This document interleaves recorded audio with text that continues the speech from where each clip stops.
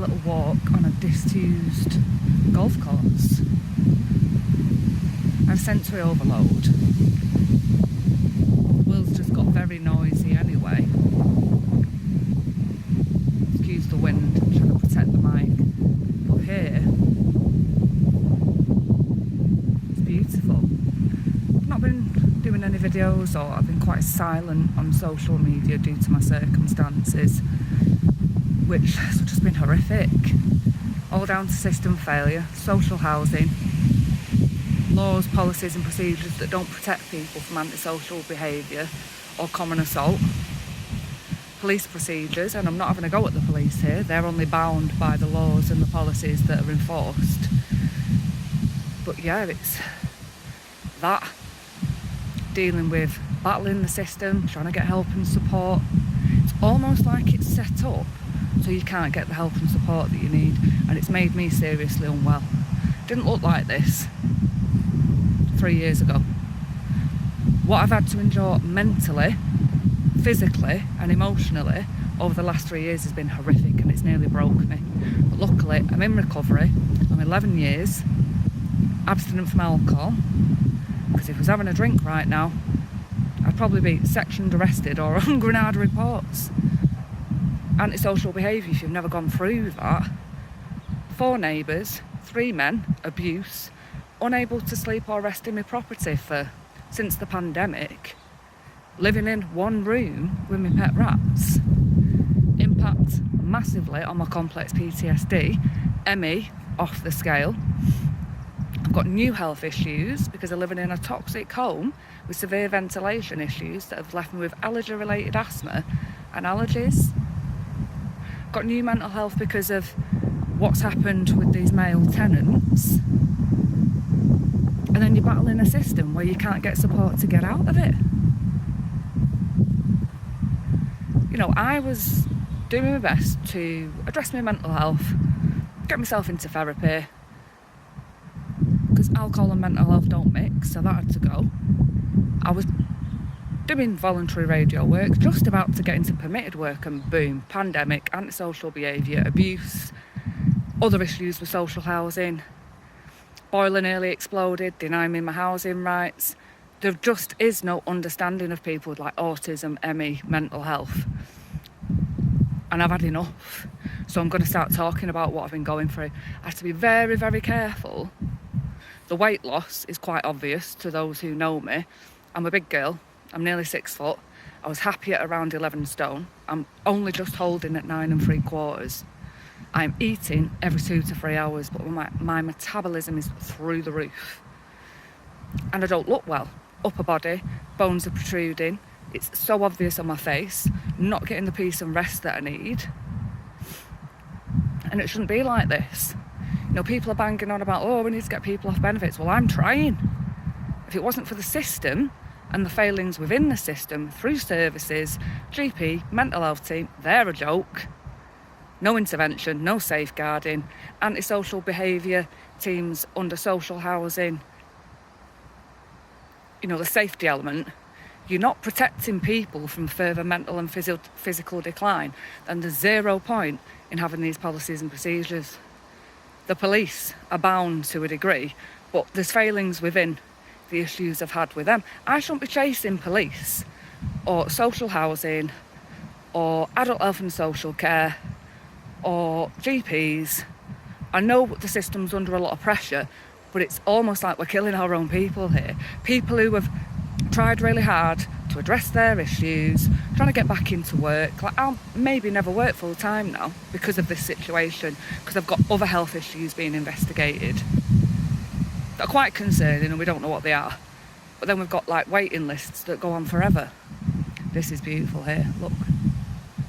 So peaceful.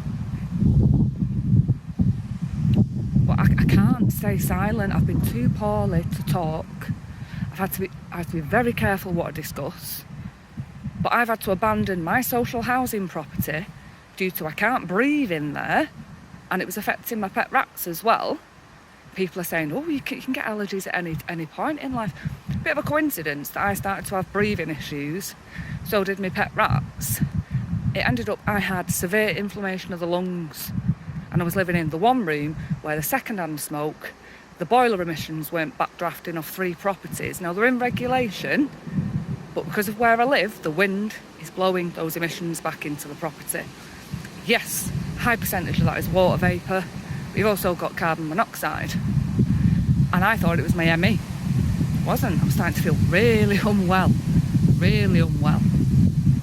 And then you've got asbestos tiles breaking up that are fine, but the 1% asbestos, so when they start cracking, you've got asbestos in the air as well.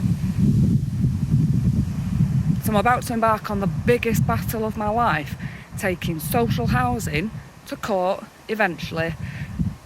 Also the system, for the impact of the system not working correctly and making me ill.